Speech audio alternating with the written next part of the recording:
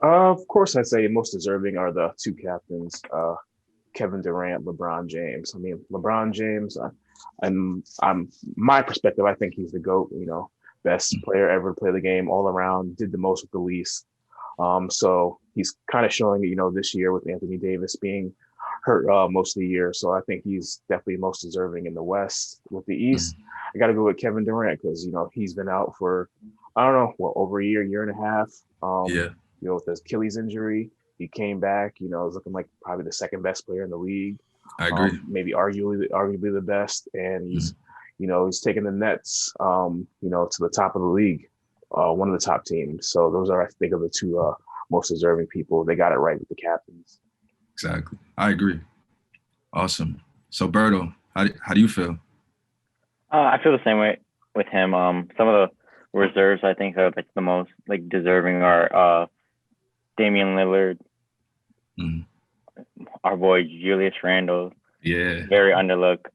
Especially Devin Booker yeah, for sure. and that's Zach Levine. Oh no, but No, yes, no, Zach Levine. Yes, Zach. yes, Yeah, yeah, very underrated. I think those are just some of mine. Besides Anthony Davis and also Rudy Gobert. Rudy Gobert. Yeah. That's an interesting point you bring up in Anthony Davis because he's dealing with a pretty serious injury right now with his Achilles, and Hmm. that's that's something that everyone knew when the reserves were announced that he wasn't going to play, Right. and he's putting up very good numbers this year, but but he's not the alpha dog. Of course, that's LeBron, and it's not like he's had this earth-shattering impact. Although the Lakers have struggled since he's been hurt.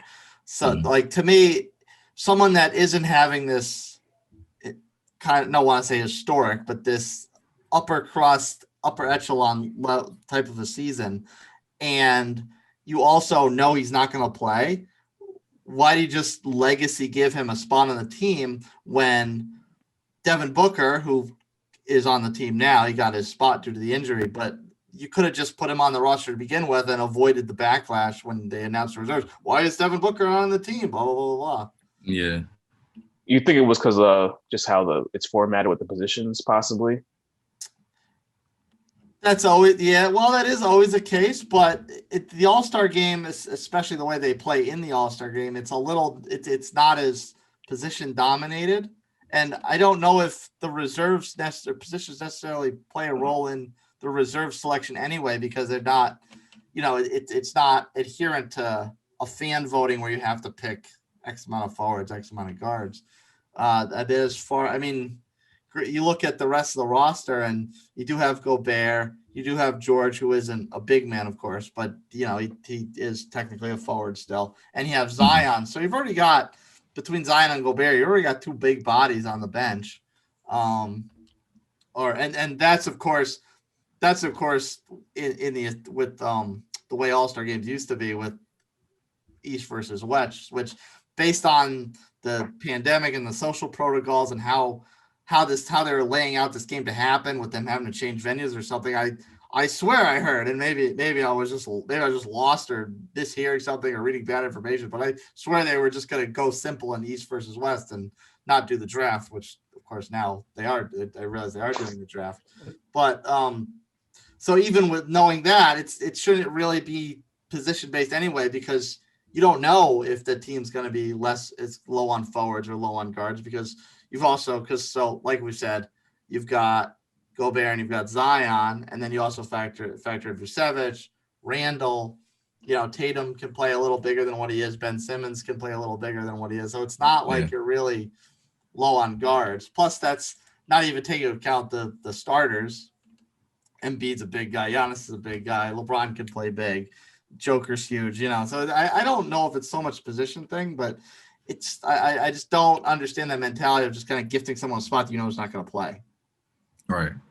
So how do you feel about Kevin Durant playing, or like him having a spot? Well, with Kevin Durant, because he's not going to play. Sabonis was announced as an injury starter because I believe it was a hamstring injury. Which I don't know where that came from. I thought Kevin Durant was not playing because of all this contact tracing, and they're they're just gonna. Nah, the last time he was out was because of the hammy. Yeah. So Yeah. that one. So he's not going to play anyway, which also brings up an interesting point. Shad, you could respond to this, and then I want Berto's take on this too. With Durant not playing and still serving as a captain, do you think that kind of gives a quote unquote extra all-star space to one squad? Like I said, I don't have a problem with that happen. I think I'm more concerned with the Brooklyn Nets getting 3 players on the All-Star team. I just feel like the 3 players you got, like Harden, who hasn't played that many games in the East. You have Kyrie, who seemed to like play whenever he wanted to, like about a month or so ago, and then you just had Durant, who's seemed like every other game it's like COVID protocol with him or some type of injury. So I think they shouldn't get 3 All-Stars in the game and probably give 1 to another player from another team that's more deserving. So I would say that's kind of my kind of problem with that, though. And on top of that, you have, and it's not the Nets aren't in a position like the Jazz are, where they're running away with their conference. They're very much in this dogfight with Philadelphia at the top of the East. So, to give a team 3 All-Stars when one of them was out of the lineup 6, like you said, one was out of the lineup 6 games in, one of them's been in the Eastern Conference for all of 5 minutes, and the other, and another one is dealing with all the safety protocol guidelines to adhere to. It's, granted he's playing at an MVP level, but he's been absent for a couple of weeks. Berto, what's your take on all this? I really don't mind another All-Star getting a spot in place of Kevin Durant. I don't know. I kind of disagree with you guys with the Nets getting another player on like the All-Star team. I think even if they weren't all on the same team, they all would have been picked. I think simply because of like popularity, no matter what, and the chemistry they have all together on the team. I think, and they're all eyes on team this year. So I think this was just bound to happen. I thought it would come sooner than it did, but I don't disagree with any of it. I mean, I disagree with you guys, but I don't disagree with the choices that the NBA made. Yeah, I get you. Yeah, and that is the double-edged sword, of course, to fan voting, is you do have to worry about popularity contests. I'm not. No, go ahead. I'm sorry. No, I just think it was, even if we're going back to last year, or not last year, a couple of years ago, where Kyrie was on the Celtics and Harden was still on the Rockets. I think they all would have just made it still. I don't think it's anything that has to do with, I mean, I know they canceled out the popularity vote for fans, but I still think no matter what, the NBA is the NBA. Like, it's James Harden, Kyrie, and Kevin Durant. There's big names you want to see. Mm-hmm. That's what you pay to watch on TV, and I think that's what they're gonna get. Challenge you on Kyrie, because I don't think Kyrie's necessarily great. He is a big name. People do want to see him, but as far as performance this year, I don't think he's really played up to a typical All-Star level. Harden, I will say though, Harden has absolutely produced up to a standard All-Star performance production. But the thing with Harden is it's an optics level. As Shad said, he's been in the East for 5 minutes. So it's like, okay, you named him East All-Star, fine, but what about some of these other guys that are from playoff contenders and they're not on the roster? It took Kevin Durant's hamstring injury for Sabonis to get nominated. Scary Terry's having a career year down in Charlotte. Where's his spot? You know what I mean? Yeah. I mean, I'm not mad at Brooklyn getting 3 picks if it was deserving. Like, you know what I mean? Like, James Harden has to be in an All-Star game. He's playing crazy. And he switched conferences. Although he's in the East for under an hour, you know what I mean? He's still going to make the All-Star game. Kyrie, I'm a little like, what? Like, why is he there? You know what I'm saying? Like, I understand that's Kyrie Irving, but still, like, he disappeared for 2 weeks and didn't say anything. You know what I mean?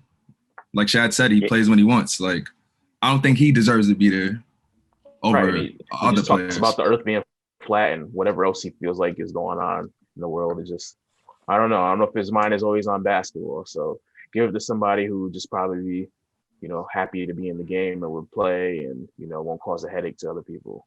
Because, he probably might say something crazy over this All-Star break, something going on in the world or some conspiracy theory, him wearing his tin foil hat, Right. I mean, Yeah. like Trae Young not being in the All-Star game, but Kyrie is and Bradley Beal is, that irks me. I don't understand that. And the game's in Atlanta. Yeah, I don't get How that. many times do you have an All-Star game without a hometown representative? Trae Young's Right. not there. Why is Bradley Beal All-Star starter for? Why? Because he scores a lot? Yeah, he's leading the league in scoring. I think you always have to kind of take the leading scorer in the league and make him a starter. But bro, they're in like 13th place. Yeah, but 13th place is like 2 games out in the East. You know how it is. Fair I point. But all right. Now go ahead, Berto. I'm sorry. I definitely think Bradley deserves his spot. Kyrie, I don't think he deserves a starting spot. I think if anyone wants to replace him, it should be Zach LaVine. Zach. So nobody. How about Trae? Trae's numbers is comparable to Bradley Beal's. You're right.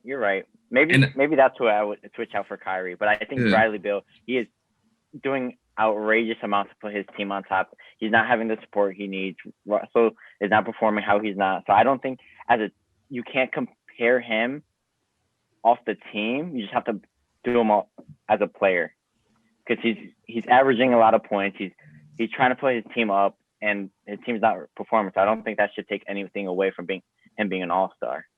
I feel like he could have been an all-star, but he should have been a reserve and not a starter.